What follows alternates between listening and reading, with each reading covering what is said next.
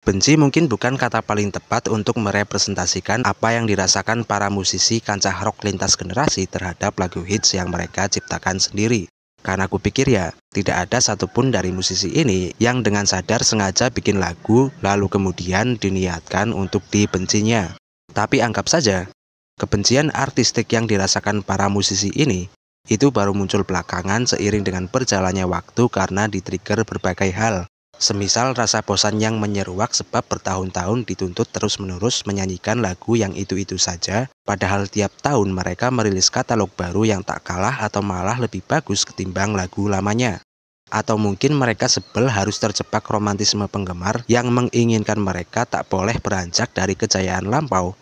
Padahal, seiring bertambahnya umur dan kedewasaan, para musisi ini tentu saja telah bertumbuh sebagai manusia, sehingga keresahan yang dulunya mereka selundupkan ke lagu hitsnya itu, di era sekarang udah nggak lagi relevan dirasakan. Lalu siapa saja 5 rockstar itu dan alasan apa yang akhirnya mendasari mereka jadi sebel sama lagu hitsnya sendiri? Simak sampai tuntas jika kamu cukup tabah mendengarkan video dengan kualitas audio yang busuk ini.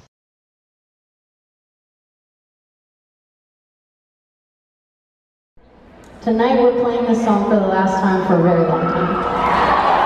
This is a choice that we've made because we feel that we should. We feel like it's time to move away from it for a little while. Misery Business merupakan single andalan dari album kedua Paramore berjudul Riot yang dirilis pada tahun 2007. Lagu ini serupa magnet bagi Paramore yang begitu kuat menggait audiens mainstream. Secara komersial, tentu saja Misery Business sangatlah sukses. Berkat single ini, penjualan album Riot berhasil meraih 6 kali rekor platinum.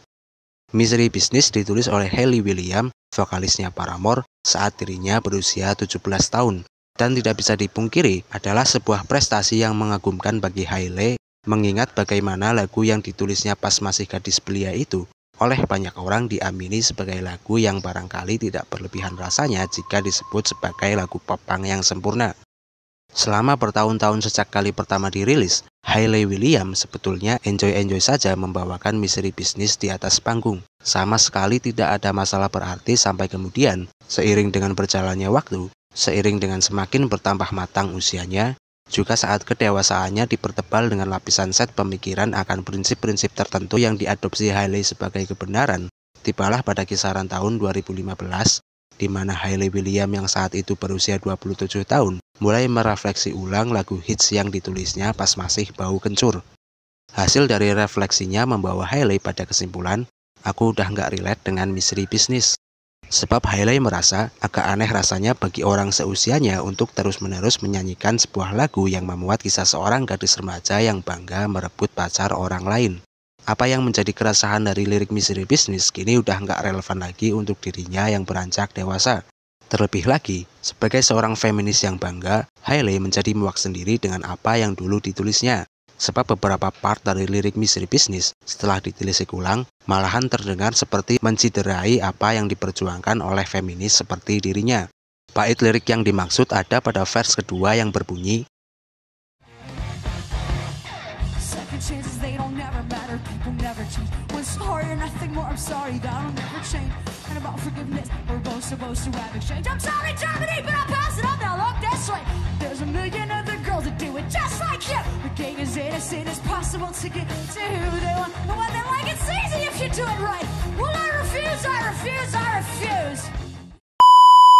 bagi seorang feminis, tentu saja sepenggal lirik tersebut dinilai sangat ofensif. Karena menyebut sesama perempuan sebagai pelacur adalah hal yang tak bijak dilakukan oleh seorang feminis.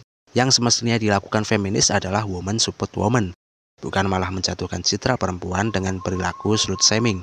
Slut shaming sendiri didefinisikan sebagai tindakan atau perkataan yang ditunjukkan untuk mempermalukan dan merendahkan perempuan, karena perempuan tersebut dianggap nggak sesuai standar kebaikan atau nilai-nilai gender tertentu yang lumrah dipraktekkan dalam budaya konservatif.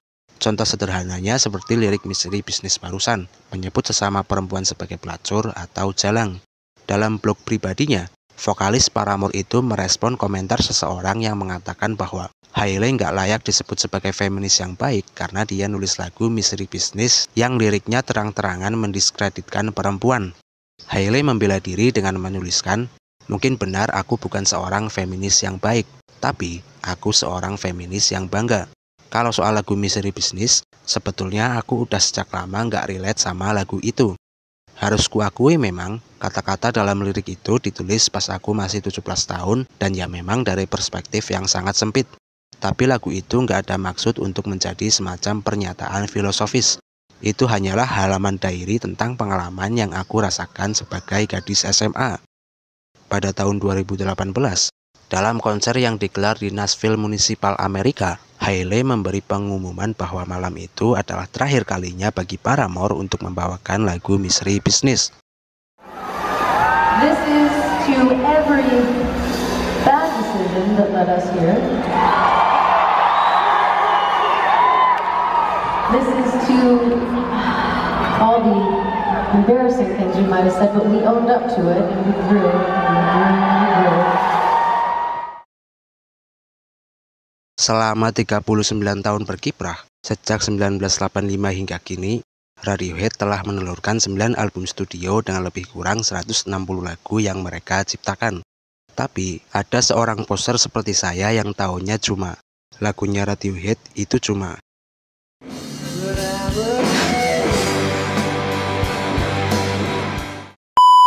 Creep merupakan debut single Radiohead yang dirilis September 1992 sekaligus track pembuka untuk debut album berjudul Pablo Honey yang dirilis Februari 1993.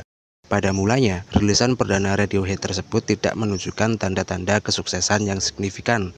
Bahkan pada saat itu lagu Creep di blacklist oleh BBC Radio 1 karena dianggap terlalu suram dan depresif. Bernasib boncos di negeri sendiri, kesuksesan justru menghampiri Radiohead dengan cara yang tak disangka. Lagu Creep secara ajaib menjelma menjadi hits nasional di negara Israel. Dan seperti enggan melewatkan momentum, dengan segera Radiohead mengatur jadwal tur untuk menyambangi negara yang berjarak sejauh radius 3.600 km dari Britania Raya. Lalu tak ubahnya seperti domino efek, pergerakan Creep tidak terhenti di Israel. Lagu ini juga menyusul menjadi hits di beberapa negara seperti Selandia Baru, Spanyol, dan Skandinavia. Puncaknya, saat Radio Kids di San Francisco menambahkan Creep ke dalam playlistnya, radio-radio lain di sepanjang pantai barat Amerika tergerak untuk mengikuti jejaknya. Dampaknya, Radiohead lewat tembang Creep-nya berhasil menembus pasar Amerika dan segera bertengger di urutan ke-34 dalam Billboard Hot tahun 1993. Usai lagu Creep booming di Amerika, Radiohead mendapat banyak tekanan dari radio dan media nasional, label rekaman, juga para fan loyalis yang menuntut Radiohead merilis ulang single Creep di Inggris. Bagi Radiohead sendiri, tekanan itu dirasa seperti kecelakaan tak terhindarkan sebab Radiohead tidak merasa lagu Creep sebagai sesuatu yang merepresentasikan mereka sebagai sebuah band. Namun karena semua orang menginginkan lagu itu, pada akhirnya Radiohead mewujudkan harapan mayoritas dengan merilis ulang single Creep pada September 1993. Semenjak dirilis ulang, lagu Creep membawa berkah sekaligus musibah bagi personil Radiohead. Berkah karena lewat lagu ini nama Radiohead dikenal luas di seluruh penjuru dunia. Tapi juga musibah karena selama bertahun-tahun setelahnya, para personil Radiohead harus ngempet sebel saat berhadapan dengan media yang selalu mencecar mereka dengan pertanyaan yang lagi-lagi tentang Creep. Thom Yorke, vokalis Radiohead selaku penulis liriknya, seringkali menolak untuk menjawab pertanyaan semacam itu.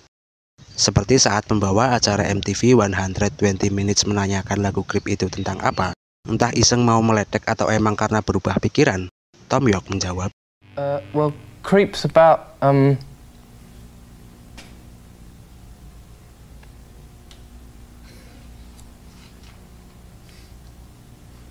No, it's gone.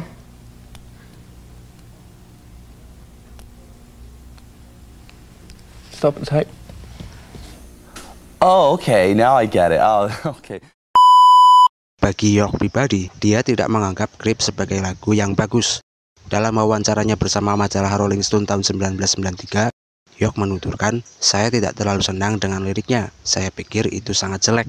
Premis lirik lagu Creep sendiri bercerita tentang seorang lelaki muda yang naksir sama gadis tercantik di kampusnya, tapi si lelaki ini kadung insecure duluan bahkan sebelum coba mendekatinya karena menganggap pria jelata yang bukan siapa-siapa seperti dirinya sungguh tak pantas mengharap mendapat cinta dari gadis primadona yang berparas jelita. Konon, premis itu memang didasarkan atas pengalaman personal yang dialami oleh Thom Yorke. Saat masih berstatus sebagai mahasiswa, di kampusnya ada mahasiswi cantik yang membuat Tom York jatuh hati. Obsesinya untuk macarin mahasiswi cantik itu berujung cuma mengendap dalam kepala dan tak pernah benar-benar direalisasikan sebab York terlampau insecure untuk sekedar mengajaknya berkenalan. Jadilah yang dilakukan Tom York hanyalah ngestalking si cewek itu dari kejauhan. Hari demi hari lewat begitu saja tanpa benar-benar mewujudkan obsesinya menjadi tindakan nyata. Hingga tibalah saat di mana Tom York merasa frustasi, malu, sekaligus membenci dirinya sendiri. Karenanya kemudian, saat sedang mabuk, Tom York menulis lirik yang mendeskripsikan betapa menyedihkannya dirinya di saat itu.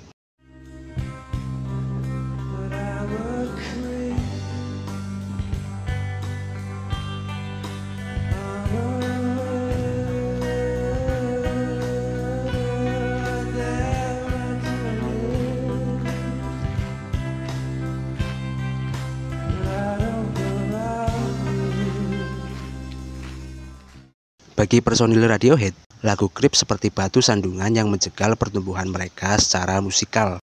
Sangat frustasi saat dikira cuma punya lagu itu, padahal kami terus berprogres dengan lagu-lagu baru, tutur York. Senada dengan Tom York, Jonny Greenwood, gitaris Radiohead mengungkapkan, kami seperti menjalani 4,5 menit di hidup kami dengan repetisi yang itu-itu melulu. Lagi-lagi Creep lagi tiada henti, itu sangat memuakkan. Jonny Greenwood mengingat bagaimana kejadian semacam ini udah kelewat sering dijumpainya di berbagai pementasan Radiohead. Saat band sedang tampil, dari arah kerumunan, segelintir penonton akan bersorak dan berteriak meminta Radiohead memainkan Creep. Ketika requestnya diturutin, para penonton tadi merangsak merapat dan mendekat ke stage untuk sing along. Tapi kemudian mereka bergegas balik kanan bubar jalan begitu lagu Creep tuntas dimainkan. Kejadian semacam itu pada akhirnya bikin Tom York muak untuk membawakan lagu Creep di atas panggung. Saat Radiohead menggelar tur dunia bertajuk Against Demon untuk mempromosikan album ketiganya yang berjudul OK Computer tahun 1997, Tom York secara konfrontatif menunjukkan kemuakannya di hadapan ribuan fan loyalis yang nyaru dengan poster Radiohead di kerumunan gigs tersebut saat ada penonton yang lagi-lagi meminta lagu Creep. "Persetan, kami udah bosen," umpatnya. Sekalipun muak, dalam waktu yang cukup lama, Radiohead masih mempertahankan Creep dalam tracklist sampai akhirnya di bulan Agustus 2009, Radiohead memensiunkan lagu tersebut.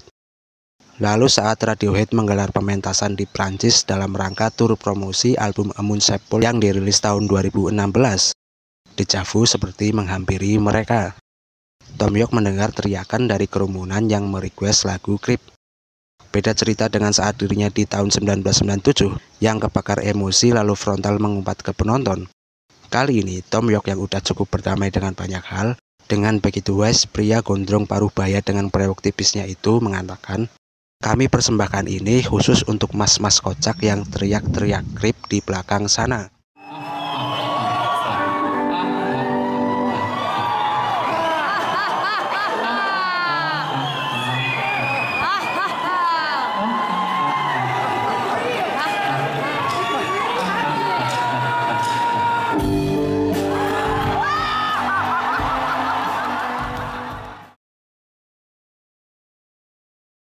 Tidak diprediksi bakal jadi hits, lagu yang konon merepresentasikan apatisme muda-mudi ini justru malah membawa Nirvana menjelma menjadi fenomena budaya tersendiri yang bahkan hingga kini sepertinya belum pudar untuk terus dibicarakan.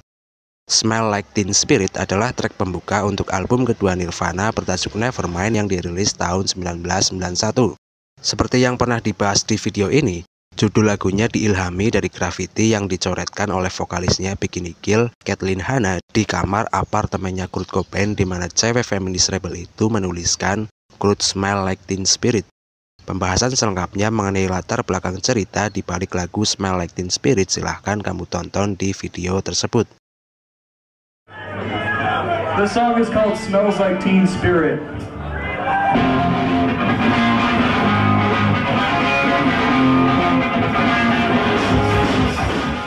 Smell Like Teen Spirit sejak kali pertama dirilis langsung begitu moncer merangsak naik ke hierarki puncak di berbagai tangga lagu yang pada ujungnya juga memboyong Nevermind ke puncak tangga album dan menandai pergeseran selera zaman di mana grunge yang mulanya cuma subculture muda-mudi kumuh kota Seattle menjadi ledakan budaya arus utama yang digandrungi masyarakat dunia dekade 90-an.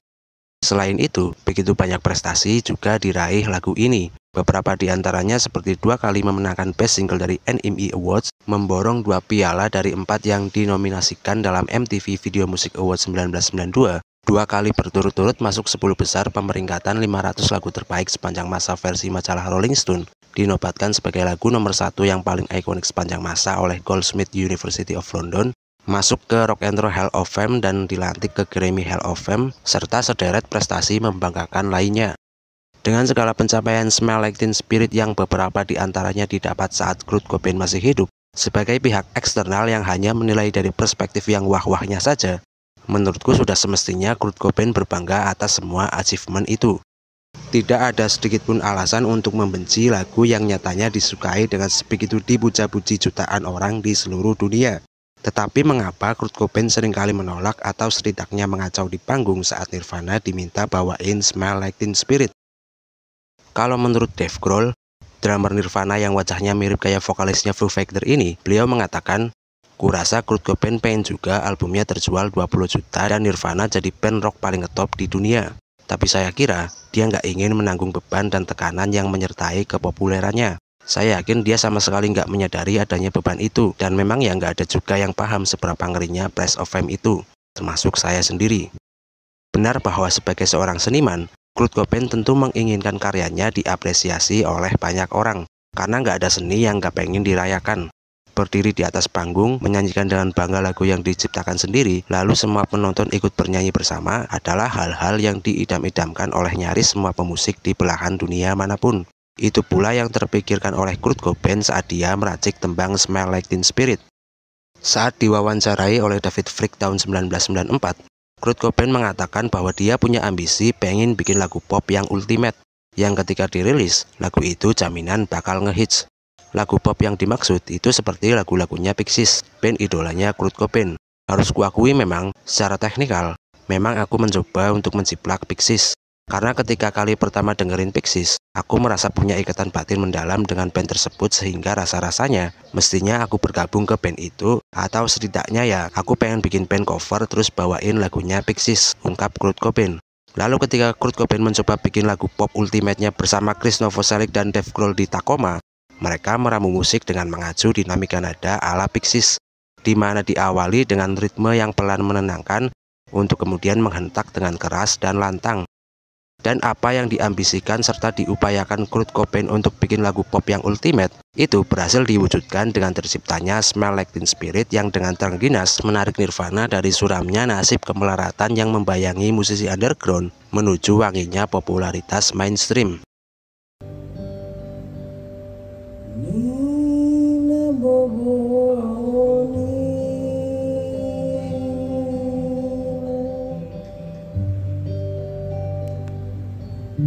Kalau sudah besar mau jadi apa?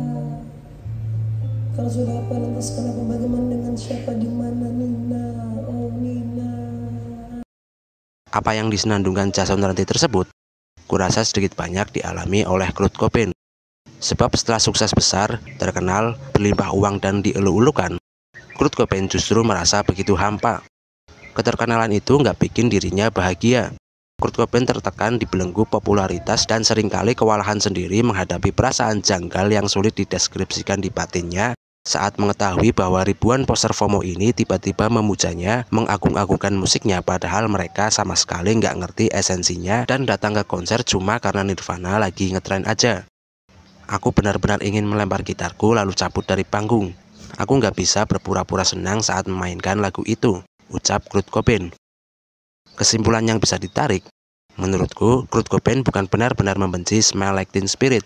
Yang sebetulnya dibencinya adalah dampak popularitas yang mana itu didapat berkat meledaknya Smell Like Teen Spirit. Begitu itu menjadi mainstream, tamat sudah, tutur Kurt Cobain.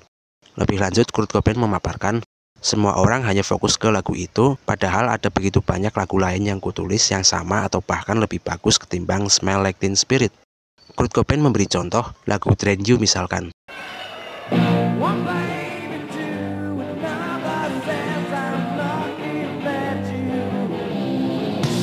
Menurut Kurt Cobain, Drain You adalah lagu yang setara bagusnya dengan Teen Spirit. Dia suka dengan liriknya dan saat tampil di panggung, Kurt Cobain tak pernah jengah ketika memainkannya.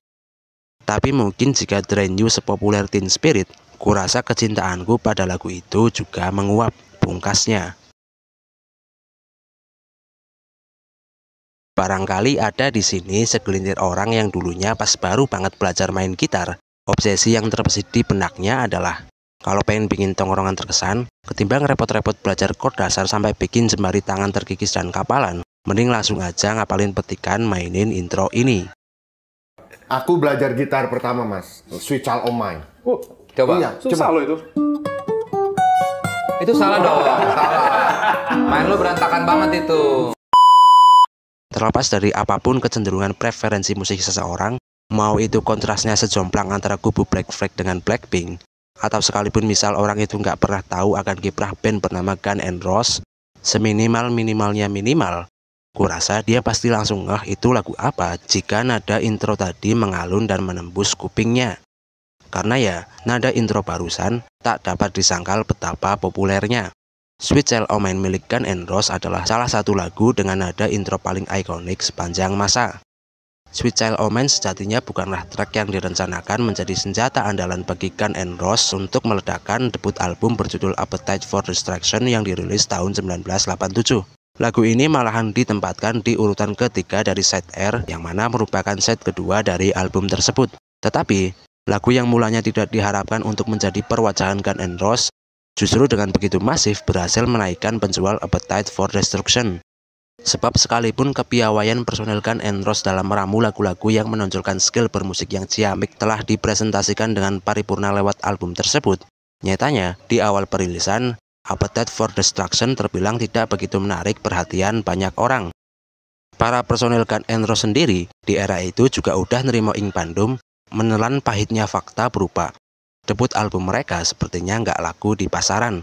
Namun setahun berselang, usai Guns N' Roses merilis Sweet Child O' Mine sebagai single ketiga pada Juni 1998, lagu itu secara tak terduga dengan segera mendorong dan mengantar Appetite for Destruction untuk menjemput kesuksesan mainstream. Disokong dengan masifnya diputar lagu itu baik di televisi maupun radio, juga tur promosi yang dilakukan Guns N' Roses pada Agustus 1988, album ini berhasil bertengger di puncak Billboard. Hingga kini, album tersebut telah 18 kali meraih rekor platinum di Amerika dan tercatat terjual lebih dari 30 juta keping di seluruh dunia. Sekali lagi, meski Sweet Child O' Mine sangat digandrungi banyak orang, tetap saja bakal ada yang sebel dengan lagu tersebut.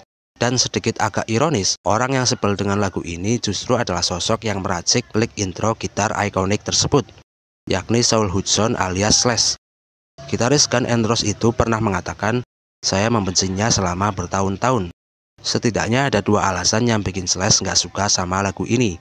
Pertama, alasan idealis, kedua, semata karena pragmatis. Alasan idealisnya, Slash merasa Sweet Child O' Mine bukanlah lagu yang mewarisi DNA Guns N' Roses. Dalam artian, bagi Slash, lagu tersebut terlalu manis dan lembut sehingga dirasa nggak kompatibel dengan aura beringas yang semestinya dipamerin Guns N' Roses sebagai band yang di era itu membaptiskan diri pada keliaran seks, drugs, dan rock and roll. Salah satu hal yang selalu mengganggu saya tentang Sweet Child, sekalipun berirama cepat, tetap saja itu merupakan balada, dan setauku, itu tidak sejalan dengan apa yang dipresentasikan Guns N' Roses.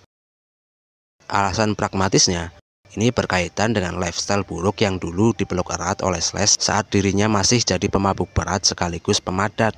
Di era tersebut, riff gitar Sweet Child O' Mine yang diraciknya dengan pola berliku yang rapi dan sangat melodius itu, bagi Slash dirasa sangat menjengkelkan karena mengganggu ritual permabukannya. Sebab setiap Guns N' Roses hendak manggung, terlebih dahulu Slash selalu menenggak berbotol-botol whisky hingga mabuk berat, dan dalam kondisi yang sempoyongan, Slash bakal kesulitan untuk memainkan riff tersebut dengan baik dan berat. Ketika Sweet Child O' Mine muncul di set, riff itu benar-benar sulit untuk diingat. Itu malah membuatku makin tidak sabar dengan lagu tersebut. Benar-benar lagu yang mengganggu kebiasaan mabukku. Kenang Slash sembari tertawa. Sedikit fun fact terkait riff ikonik tersebut.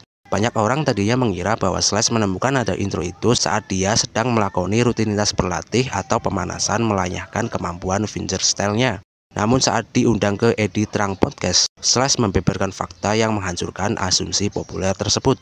Ceritanya, balik ke tahun 1986, saat itu Slash sedang bersantai di markasnya Guns N' Roses sembari sembarang saja memetik gitarnya memainkan sebuah nada.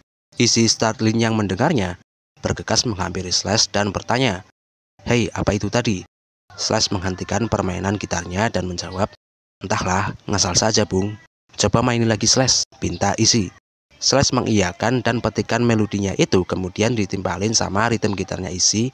Lalu Duff bergegas nimbrung untuk membetot bassnya dan dipungkasi dengan Steven yang juga bergabung memukul drumnya. Axl Rose yang saat itu nggak ikut turun menghampiri mereka. Dia nguping dari lantai atas rumah dan dipicu harmonisasi yang dihasilkan kawan-kawannya saat jamming season tersebut. Axl Rose mendapat wangsit lalu menulis larikan puisi. Keesokan harinya, saat Guns N' Roses latihan rutin, hasil jamming season kemarin segera dipadukan dengan puisi yang Axl tulis dan terciptalah Sweet Child O' Mine. Di momen tersebut, saat semua personil Guns N' Roses sepakat untuk merekamnya menjadi lagu, Slash seorang diri menentangnya karena menganggap, masa iya Guns N' Roses mau merilis lagu yang gak mental banget kayak gitu. Tapi ya karena kalah sama suara terbanyak, pada akhirnya Slash melunak dan mengalah, namun dengan syarat, boleh saja itu dijadiin lagu Guns N' Roses asal harus tambahin ginian. Slash selalu memamerkan skill gitarnya dengan memainkan melodi solo yang menjadi ujung sebelum akhiran Sweet Child O' Mine.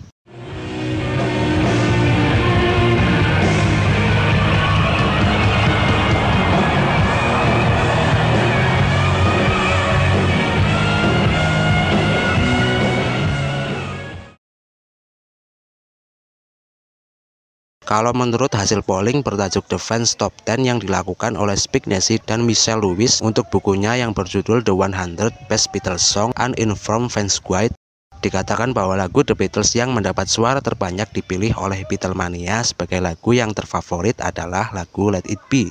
Kurasa memang sewajarnya demikian jika mayoritas Beatlemania ngevote lagu yang diramu Paul McCartney tersebut, sebab baik dari segi musik maupun lirik, lagu Let It Be tak kurang sesuatu apapun sehingga sangat mustahil baginya untuk tidak disukai. Kalaupun ada orang yang gak suka sama Let It Be, pastilah orang tersebut bukan penggemar The Beatles.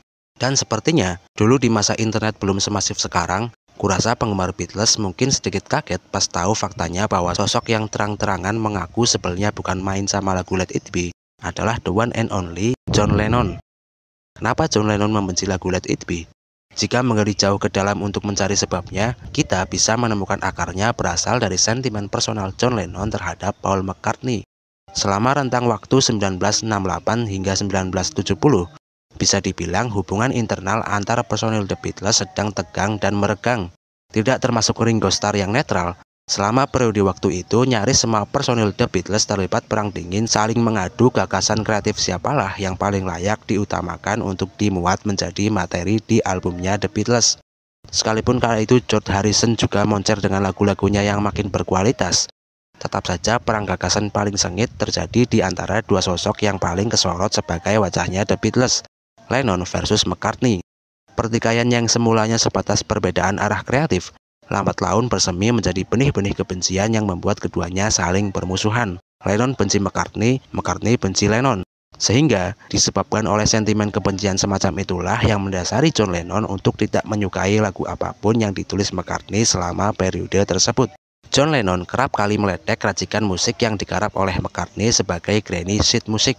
Sebuah ledekan yang mungkin didasarkan atas gaya musik buatan McCartney yang kebanyakan dominan diiringi piano sehingga kesannya kayak selera orang tua. Makanya kemudian, lagu Let It Be yang juga bergaya granny sheet musik itu jelas nggak disukai oleh John Lennon.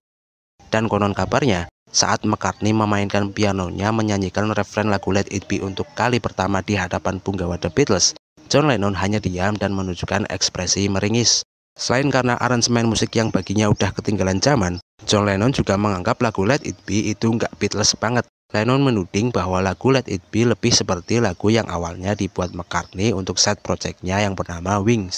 Lalu entah apa yang dipikirkan McCartney sehingga mendadak melempar lagu itu untuk The Beatles. Kemungkinan lain, alasan ketidaksukaan Lennon terhadap lagu Let It Be adalah dari segi liriknya. John Lennon yang dikenal menolak gagasan-gagasan agama formal, tentunya akan menentang lagu Let It Be yang memuat frasa Mother Mary di dalam liriknya sebab dia enggan The Beatles nantinya dikaitkan dengan agama tertentu atau dianggap punya tembang religi. Sekalipun memang besar kemungkinan akan diinterpretasikan seperti demikian, Sebetulnya, frasa Mother Mary dalam lirik Let It Be bukanlah merujuk sosok Bunda Maria yang dikultuskan dalam teologi Kristen, melainkan frasa tersebut merujuk ke nama ibunya Paul McCartney yang telah lama meninggal, yakni Mary McCartney, yang pada suatu malam mendatangi Paul McCartney di dalam mimpi. Seolah selalu memantau anaknya dari surga sana, Mother Mary mengetahui bahwa Paul sedang mengalami banyak masalah kaitannya dengan The Beatles. Makanya di dalam mimpi tersebut, ibunya coba menenangkan McCartney dengan mengatakan, "Jangan terlalu khawatir, semua akan baik-baik saja." Diilhami dari mimpi bertemu ibunya tersebut, Paul McCartney kemudian menulis lirik Let It Be. When I find myself in times of trouble, Mother Mary comes to me, speaking words of wisdom, let it be. Ada nggak yang menonton video ini sampai tuntas? Kalau ada, dan kalau kamu tahu siapa saja rockstar lain yang juga membenci lagu hitsnya, bolehlah kasih rekomendasimu di kolom komentar.